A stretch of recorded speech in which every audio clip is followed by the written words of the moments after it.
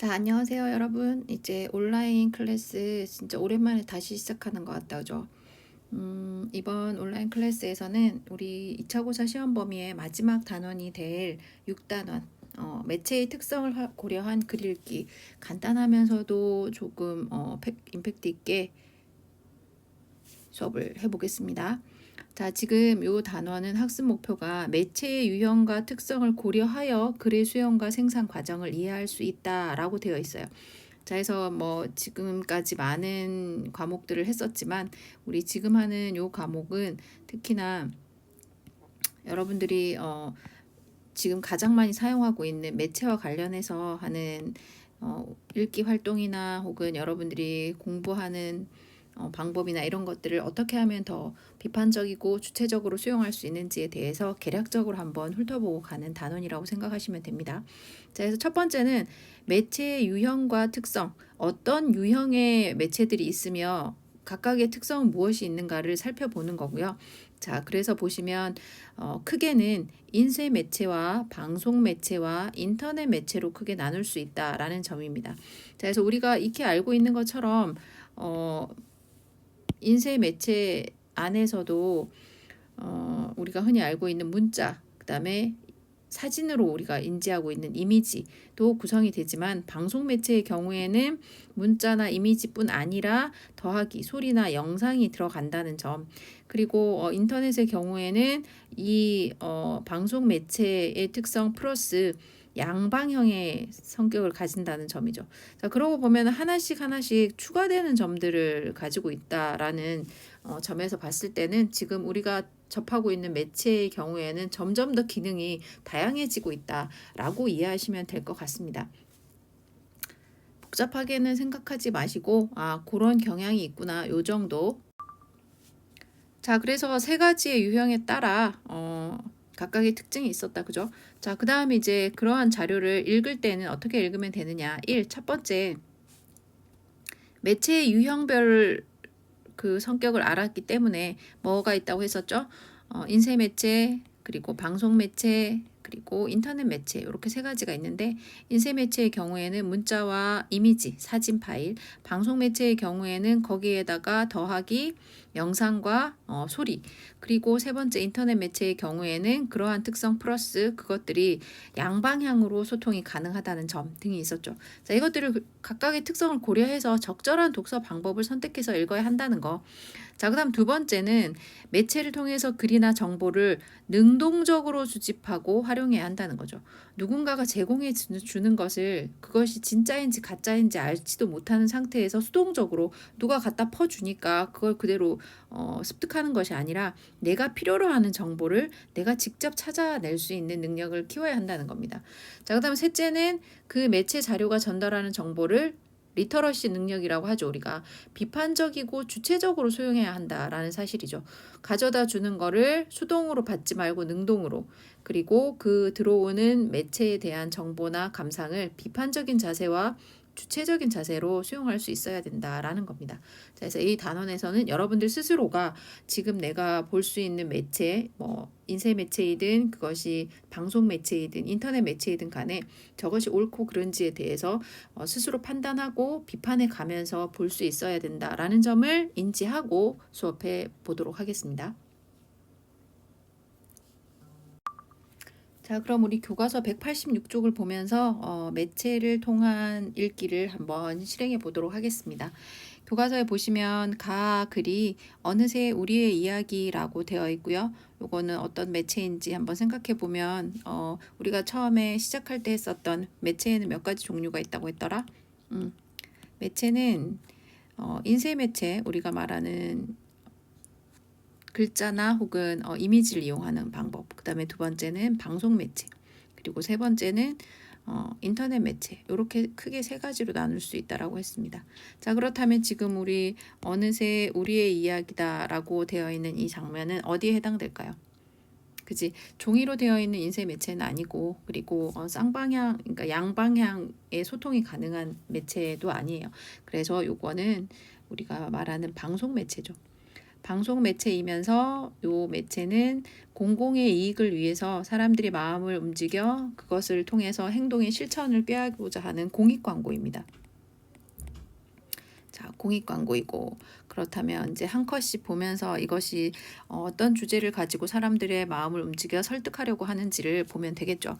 자, 보시면은 2011년 국제 공익 광고제 대상을 수상했던 작품이네요.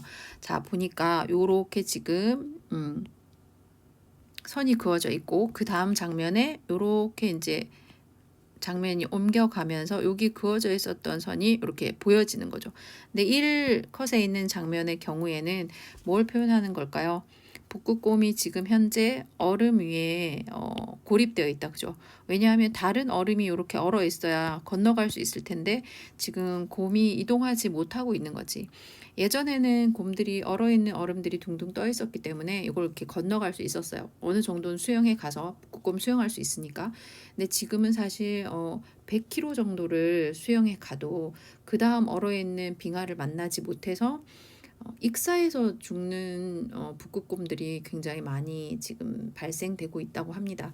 자, 그 문제가 이제 우리가 지금 현재 코로나 상황에서 굉장히 고민을 하게 되는 환경 오염 문제하고 직결이 되어 있죠. 자, 그럼 정리를 해보면 지금 1장면에 나오는 그 모습에서는 북극곰이 얼음이 더 이상 없어서 지금 고립되어 있는 장면이라고 볼 수 있어요.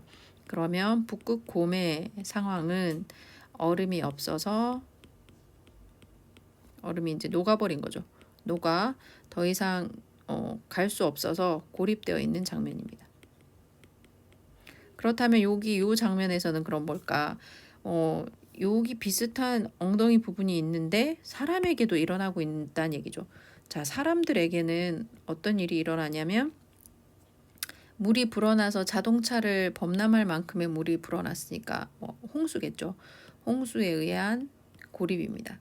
차 위에 있지만 오도 가도 못하는 상황. 이제 그걸 우리가 고립이라고 하죠.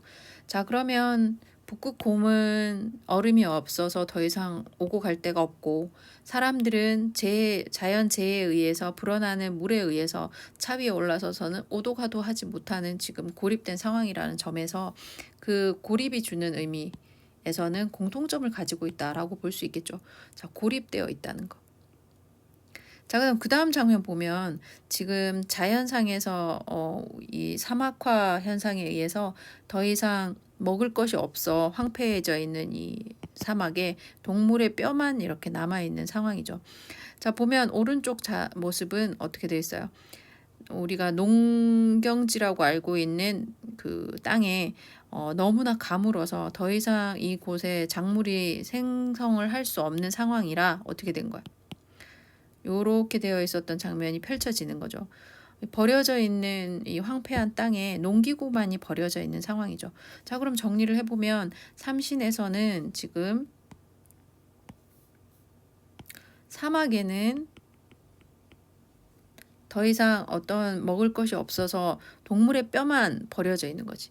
황폐해진 사막에 동물의 뼈가 버려져 있어요. 동물의 사체가 남아있는 거죠. 자, 그러면 이 장면에서는 뭐냐? 이거는 사막이 아니라 사람들이 살아가는 생활 터전이지. 인간의 모습을 볼 수 있는 사람이 살아가는 농토입니다. 농경지죠. 이 농경지는 어떻게 되어 있어요? 가뭄으로 인해서 더 이상 농사를 지을 수가 없는 거지. 자, 가뭄으로 인해 뭐만 남아있어 지금. 트랙터라고 보여지는 그 농기구인 것 같죠. 농기구가 버려져 있어요. 농기구만 남아있어. 자, 여기서도 마찬가지.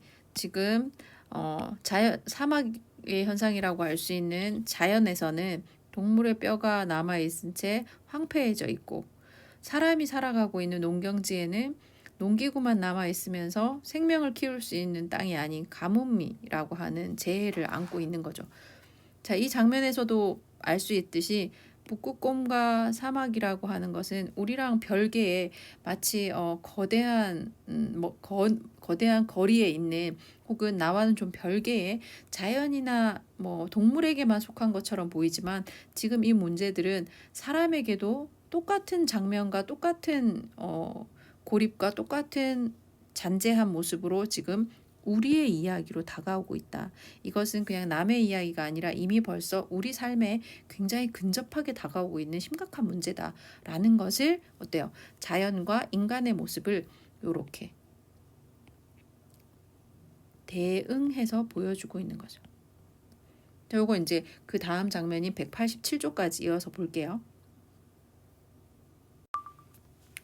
자, 187쪽에도 보면 지금 여기 5 장면에 보시면 여기에서 지금 빙하가 녹아서 무너져 내리는 모습이죠. 요렇게 하강하는 모습. 자, 그다음에 6 장면에 보면 산이지. 산에 있는 곳에서 지금 산에 있는 흙이 무너져 내려서 산사태가 일어나고 있는 모습이죠. 자, 그럼 여기는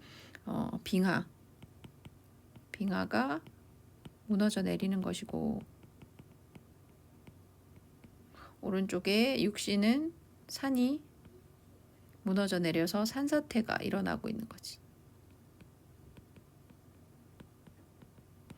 자, 이 북극곰이 삶의 터전인 빙하가 무너져 내리게 되었을 때 그 암담하고 슬픈 장면이 사람들이 살아가고 있는 산의 모습이 산사태로 인해서 무너지고 있는 것과 같은 현상을 보여주고 있는 거죠. 자, 7에서 보면 이러한 현상들을 맞이하면서 자연물의 대표적인 인물인 북극곰이 어린 아기 곰을 끌어안고 앞으로 이 어린 북극곰에게 뭐 먹이가 없어서 슬퍼하는 것처럼 그 장면이 나타나고 있지. 그래서 어린 곰에 대한 걱정을 하는 것처럼 엄마 곰의 모습이 나옵니다. 자, 여기 이렇게 오버랩 되는 거죠. 사람도 아이에 대한 엄마의 걱정이죠. 그러니 그것이 북극곰이든 아니면 사람이든 간에 그것에 대해서 내 자식을 걱정하는 마음은 다 똑같구나 라고 하는 점을 부각하고 있는 겁니다. 어느새 우리의 이야기가 되고 있습니다. 동물들의 이야기가 아니라 이제는 내 이야기다라고 아주 밀착하고 받아들여야 된다라는 거죠. 그래서 마찬가지 대응의 방법을 사용하고 있죠. 마지막에 이 두 가지를 모아서 지금 우리가 할 수 있는 것은 환경오염 문제를 줄여야 하지만 이 자연재해와 지금 우리에게 맞닥뜨려져 있는 이런 문제들을 해결할 수 있다. 그래서 온실가스와 에너지 이렇게 나와 있죠. 에너지와 온실가스를 줄이자라는 목적, 실제로 하고 싶었던 말은 요거죠. 요거를 이야기하기 위해서 지금 앞에 나와 있는 자연과 사람을 대응시키는 방법을 사용하고 있는 겁니다. 그래서 요 이야기는 앞에서 얘기한 것처럼 공익 광고로서의 기능을 가지고 있는 거죠. 사람들에게 상징적인 의미를 보여줌으로 인해서 실천을 통해 그들이 깨닫고 행동으로 변화를 보이기를 원한다라는 그런 매체의 특성을 가지고 있습니다.